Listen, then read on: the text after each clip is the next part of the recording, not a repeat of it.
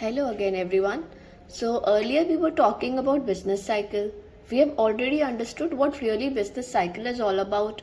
So, next is the theories of the business cycle, and in the list of the theories, we are going to study about the sunspot theory, and then we'll move on to the theory given by Hawtrey, then the underconsumption theory, then Karl Marx theory of underconsumption, and so on.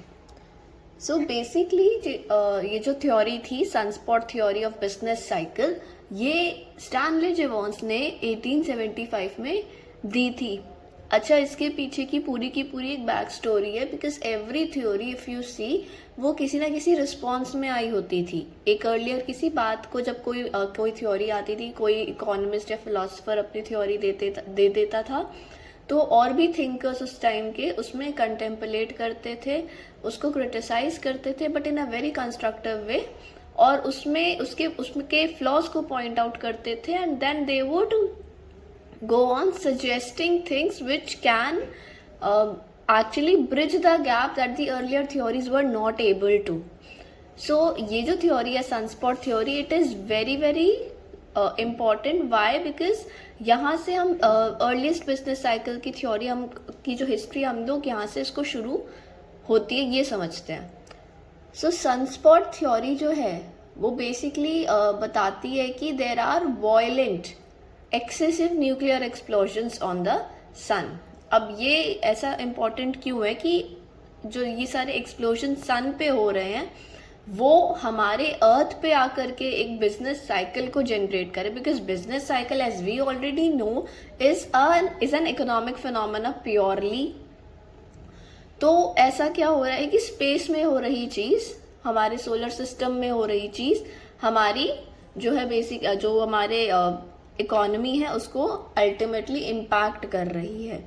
तो जेवॉन्स ने कहा था कि the sunspot affected weather on earth as economies around the world depended on the agriculture. So basically क्योंकि economies जो थी around the world they were dependent on agriculture, and agriculture in turn is dependent on weather phenomena as well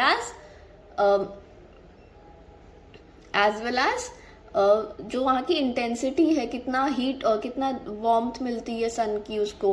basically क्यों होगा, हमें जो plants होते हैं उनको क्या करना होता है, photosynthesis. So for photosynthesis what do they require sun's light, water and everything. तो इसलिए जो वेदर फिनोमेना है उससे डायरेक्टली इसको कोरिलेट करा गया. अब ये जो थ्योरी है जो स्टैनले जेवॉन्स ने दी थी, ये दी थी in response to what, in response to Mill's theory. अब जब मिल की थ्योरी थी, इफ यू सी, तो मिल की जो थ्योरी थी उन्होंने बिजनेस साइकिल को एट्रीब्यूट करा था विथ व्हाट, क्रेडिट साइकिल्स, है ना. अब उन्होंने कहा था कि जब क्रेडिट साइकिल में आप फ्लक्चुएशंस देखते हैं तो वो फ्लक्चुएशंस बिजनेस साइकिल को ओरिजिनेट करती हैं. तो जेवॉन्स ने कहा था कि अल्टीमेटली ये जो क्रेडिट साइकिल किसी रीजन से हो रही होगी, एंड उसमें जेवॉन्स ने अपने हिसाब से कहा कि there are certain phenomena which are being neglected और which haven't been discussed as yet, जिसकी वजह से ये क्रेडिट साइकिल हो रही है जो ये मिल ने बताई थी. And mill was very particular about credit cycle. He basically left other phenomena that led to the origination of credit cycle in the future that might impact the business cycle in the years to come. तो इसको जेवॉन्स ने point out किया था. तो ये sunspot theory था, and sunspot जो theory थी उसमें कुछ बहुत ही इंपॉर्टेंट फिनोमेना है. जैसे सनस्पॉट थ्योरी के आने से हमें एक बेस मिला for theories to develop further. पहले तो हमने ये चीज़ देखी, उन्होंने सनस्पॉट बोला कि हमें सोलर फ्लेयर्स और ये जो न्यूक्लियर एक्सप्लोजन हो रहा है सन पे, इसकी वजह से वेदर फिनोमेना इम्पैक्ट हो रहा है, एंड इन रिटर्न जो हमारा एग्रीकल्चर है वो इम्पैक्ट हो रहा है. अब एग्रीकल्चर तो बेस है, वो प्राइमरी है हमारे लिए. जब खाने को ही नहीं होगा तो बाकी चीज़ें कैसे होंगी. तो बेसिकली अगर एग्रीकल्चर इम्पैक्ट होता है तो इकोनॉमी भी अल्टीमेटली इम्पैक्ट होगी, ये बोला उन्होंने. तो इसके ये एक अम्ब्रेला टर्म मिला, जैसे इसमें इन्होंने सिर्फ सनस्पॉट की बात करी, but we are now in the position to understand कि सिर्फ सनस्पॉट नहीं, अगर किसी जगह पे बारिश ज़्यादा हो गई या सूखा पड़ गया या इस तरीके कोई एक्सट्रीम वेदर फिनोमेना हो जाता है, तो इसकी वजह से भी हमारा जो है ट्रेड साइकिल क्रिएट हो सकता है। ओके, जिवॉन्स ने अपने ये सनस्पॉट के बारे में, ये पूरी की पूरी थ्योरी के बारे में, जो सनस्पॉट की उसकी थ्योरी है, इसके बारे में सबसे पहले अगर किसी काम में उसने अपना मेंशन करा था, that was in a paper called the solar period and the price of corn, जो उसने 1875 में पब्लिश करवाया था। ठीक है, इसमें उन्होंने जो है मिल की बात को पॉइंट आउट करते हुए कहा था, it is true that Mr. John Mills, in his very excellent paper upon credit cycles, has shown that these periodic collapses are really mental in their nature, depending upon the variation of despondency, hopefulness, excitement, disappointment, and panic. But it seems to me very probable that these moods of the commercial minds, while constituting the principal part of the phenomena, may be controlled by outward events, especially the condition of the harvest. Basically, these are the words of Jevons himself, जो उसने John mills की theory में जो है उसमें criticise rather than criticise I would use suggest करे थे, because it was constructive criticism, क्योंकि ये थ्योरी की आगे फॉर्मुलेशन में हेल्प करा और उसमें उन्होंने डिसरिगार्ड नहीं करा था मिल की थ्योरी, बट उन्होंने ये चीज बताई थी कि भाई जो मिल बात कर रहे हैं, that phenomena can be because of this, है ना। मिल ने कहा था कि ये जो साइकिल्स है, it is rather mental in nature. तो जैसे होपफुलनेस, एक्साइटमेंट, डिसअपॉइंटमेंट, ये क्या है, एक मेंटल फिनोमेना है, ये एक मेंटल कंडीशनिंग है कि आप उस स्टेट ऑफ माइंड में होते हो कि आप होपफुल फील करो तो आप क्रेडिट ले लोगे, उधार ले लोगे, बिकॉज आपको लग रहा है आने वाले टाइम में आपकी जो फसल है वो बहुत अच्छी होने वाली है ना। एक्साइटमेंट या डिसअपॉइंटमेंट है तो इंसान क्रेडिट नहीं लेगा, वो क्या करेगा, वो सोचेगा कि नहीं मैं तो उधार लेके जो है अपनी फसल भी बोऊं और उसके बाद जो है वो ढंग से हो भी ना और मुझे नुकसान हो जाए। पैनिक का, ये तो सारी चीजें मेंटल कंडीशनिंग है। तो उन्होंने कहा, जिवॉन्स ने कहा कि ये जो मेंटल कंडीशनिंग है जिसके बारे में मिल ने कहा था, प्रोबेबली एंड डेफिनेटली इसके पीछे कोई तो फिनोमेना होगा which is outward and which has not been registered और डॉक्यूमेंटेड टिल येट, जो कि अल्टीमेटली आगे चल के हार्वेस्ट को जो है अफेक्ट कर रहा है। सो बेसिकली ये जो है जिवॉन्स के वर्ड्स थे about what he thought of mills theory.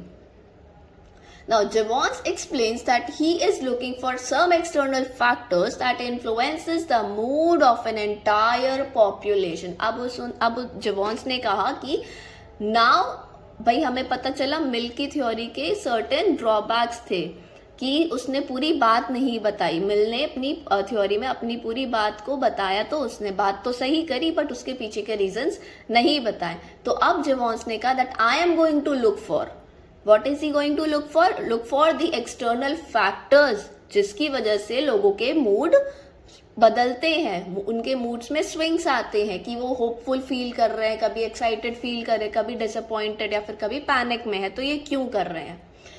Assuming that variations of commercial credit, अभी हम लोगों ने commercial credit का साइकिल देखा था, which was this, basically here, This was credit cycles जिसके बारे में मिल ने बात करी थी।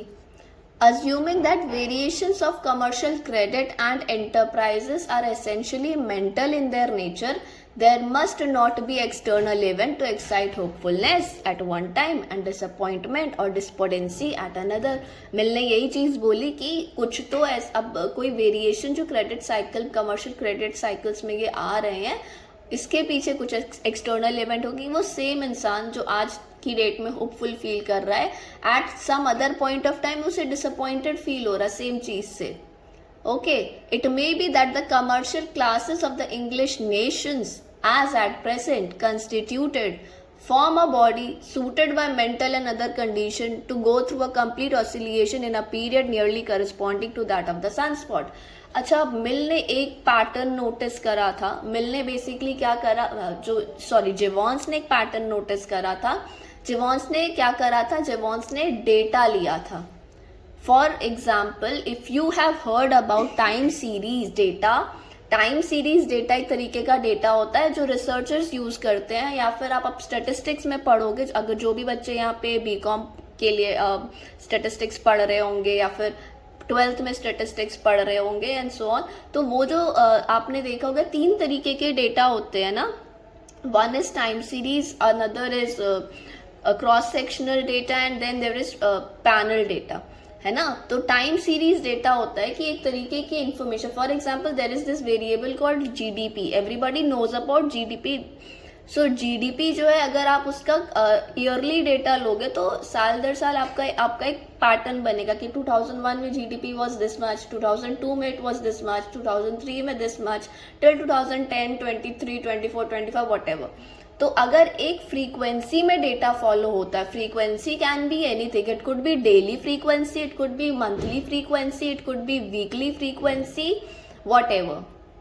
तो अगर कोई डेटा फ्रीक्वेंसी में फॉलो होता है, रेगुलर फ्रीक्वेंसी में, ये नहीं कि पहले 1 साल फॉलो करा, फिर 2 साल फॉलो करा, फिर बीच में 5 साल का गैप के बाद एक डेटा, एक वेरिएबल का एक नया डेटा आया है, या ऐसे नहीं. ईयरली है तो हर साल का होगा, मंथली है तो हर साल का होगा, ऐसे. ठीक है, तो वो डेटा लिया है ना, और उस डेटा को क्या करा, जो जितने सनस्पॉट अकर करे थे उस समय, है ना, जितने भी सनस्पॉट अकर करे थे उसके अलाइनमेंट में उसको लगाया. फिर ये पैटर्न नोटिस करा कि ये जो पीरियड ऑफ ऑसिलिएशन इसमें उन्होंने रेफर करा है, जो पीरियड ऑफ ऑसिलेशन जहाँ पे इनको होपफुल या डिसअपॉइंटेड फील हो रहा है, ये जो पीरियड्स थे वो बिल्कुल करस्पॉन्डेंट थे किसके, इन इवेंट्स के, सनस्पॉट के, है ना. मतलब cyclical fluctuation was actually aligning with the time periods of sunspot. तो उन्होंने ये चीज को बोला कि ये जो ऑसिलेशन का जो पीरियड हो रहा है, जिसको आप बोल रही है, जो साइकिल्स आ रही हैं, ये cycles they are basically alignment with the sunspots occurring. तब जाके इन्होंने अपनी ये थ्योरी बोली कि ये जो मिल्की थ्योरी है, वेदर वो है तो बहुत अच्छी, but then there are certain external factors to it. Why? Because he had statistical data that was proving his point. जब तक आपका किसी भी थ्योरी में आप देखोगे, जब तक आपके पास स्टेटिस्टिकल डेटा, इकोनोमेट्रिक मॉडल लगा करके जब तक उसका एक इवैल्यूएशन नहीं होता, nobody is going to believe you, है ना. वो कहेंगे then prove it. And how can you prove it? It is through mathematics और स्टेटिस्टिक्स और econometrics, whatever your mechanism is to prove it. Okay, so this is how the theory of sunspot came into being. और ये जो theory है, इसको around the world सारे economist ने बहुत जो है इसको बहुत अपलॉड करा. फॉर एग्जाम्पल कीन्स ने इसको अपलॉड करा था.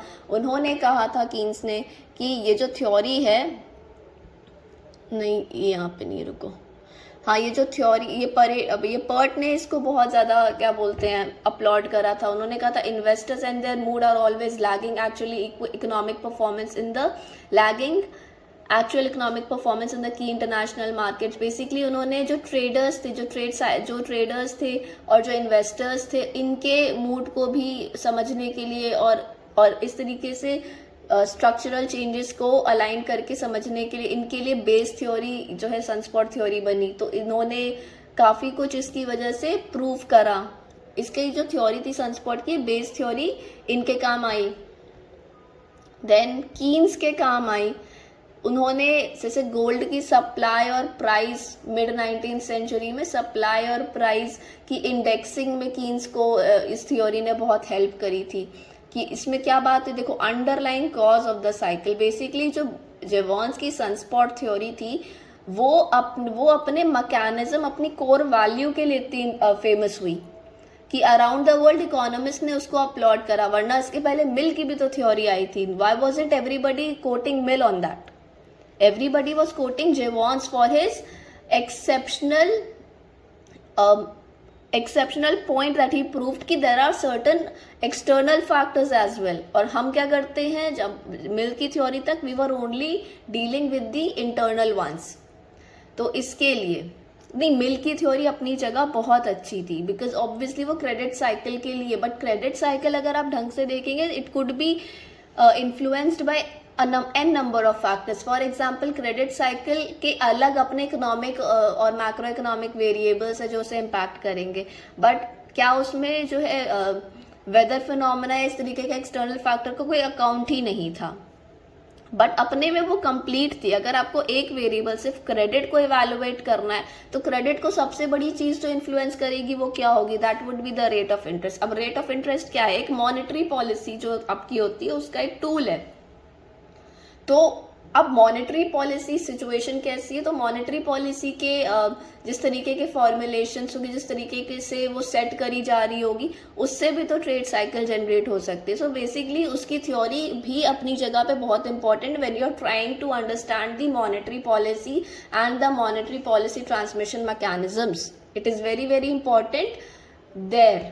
बट जो ये वाली बात इन्होंने जिवॉन्स ने कही थी कि ये जो अंडरलाइन कॉजेस है और ये सनस्पॉट का फिनोमेना और बाकी वेदर फिनोमेना, तो ये भी बहुत इंपॉर्टेंट थी क्योंकि इस थ्योरी ने एक अटेम्प्ट किया था लिंक करने का, है ना, लिंक करा था इकोनॉमिक्स को विथ जियोलॉजी, मेट्रियोलॉजी, है ना. Okay, so this is it, and next theory that we are going to discuss is basically hot race theory. Here, yes, hot race theory. Next we'll be discussing hot race theory, and then we'll go on to underconsumption theories. So thank you.